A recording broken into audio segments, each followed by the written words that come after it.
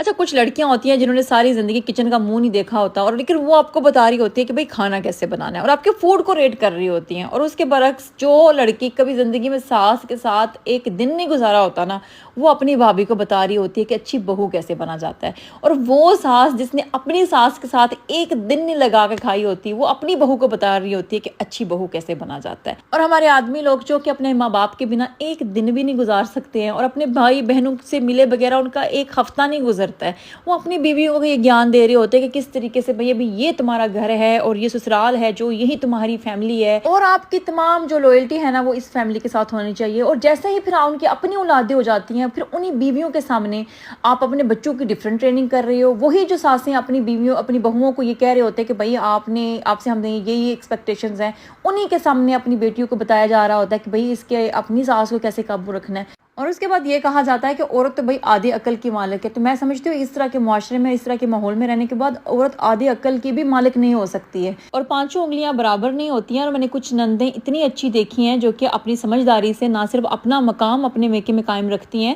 بلکہ اپنی بھابھیوں کو بھی مقام دلواتی ہیں، کیونکہ یہ بات سمجھنے کی جس طریقے سے ہماری یہ انڈرسٹینڈنگ ہے نا کہ ہمارے بچے ہماری ذمہ داری ہے، اسی طریقے سے ہماری یہ بھی انڈرسٹینڈنگ ہونی چاہیے کہ جو ہمارے پیرنٹس ہیں وہ بھی ہماری ذمہ داری ہے۔